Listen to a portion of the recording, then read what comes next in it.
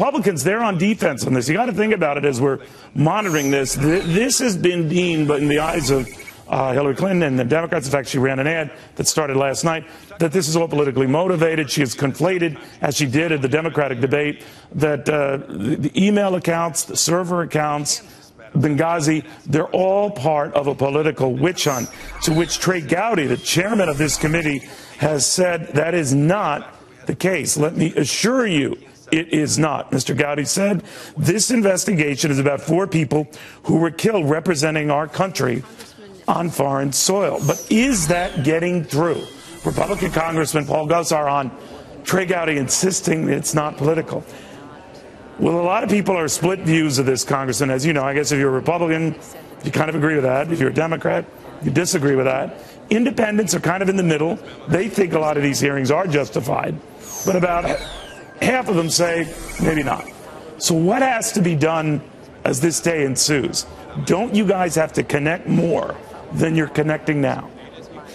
I actually think they're very well connecting, and I think we have to look just at the ranking member's comments. He actually acknowledged that there was new information being brought forward and that this was enlightening. So even from the one of the when is the new information? Side, when is the new information coming? Is it those emails? Has had, well, they've interviewed 7 different witnesses. They've had tons of new documentation. In fact, the Christy Stevens emails that were released just this week on Tuesday, over 1,300 pages. So those are the applications here. You're talking about Ambassador Stevens' emails to the State Department. Yes, absolutely. Right. And this just shows a predominance that this administration has slow-walked information from time to time again, whether it be Fast and Furious, whether it be the IRS, and now the Benghazi. This would have been long over if we'd had access to the proper documentation. That's the key here, Neil, is the proper timing of documentation. And you see what Susan Brooks has brought out. There's Secretary of State was very well in tune in 2011. What happened in 2012 when the lights were going out?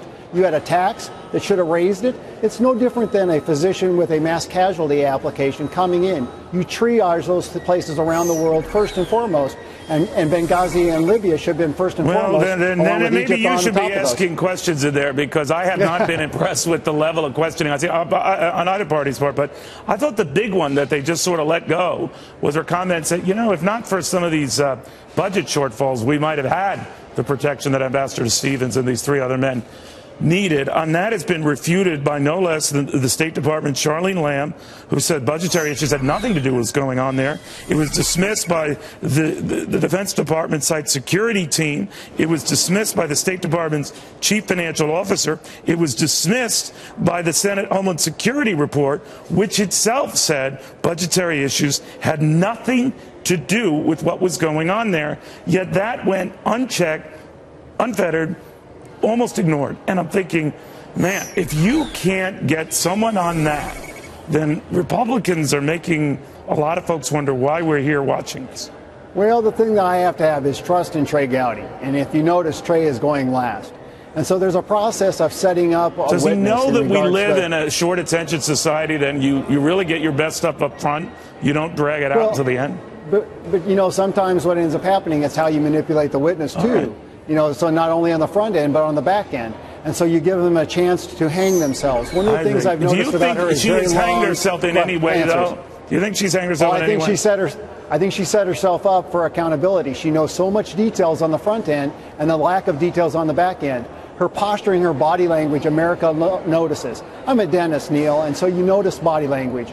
Her flippant, wait. How does a dentist know body language?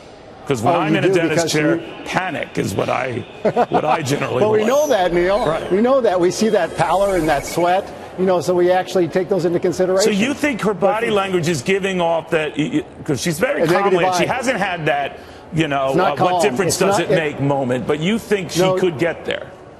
What ends up happening is you look at her non-eye contact with the chairman. In fact, she intentionally stayed away from looking at the chairman through his opening remarks. Well, you know, that comes off that way. Oh, all right. And so America does not like that. And so from that standpoint, and then immediately when Elijah Cummings came to the microphone and in his comments, she lightened up and smiled. Because she likes him. It's noticed by people smile. There you go. Very, very, very, very. You know, that is a very good dental observation. You know that? I think that's actually a very good observation. Thank you, smile sir. is welcoming. Absolutely. Tell me, but I don't care. Whatever the dentist chair, I'm panicking. Thank you, sir. You'd be Very fine good. with me, Neil.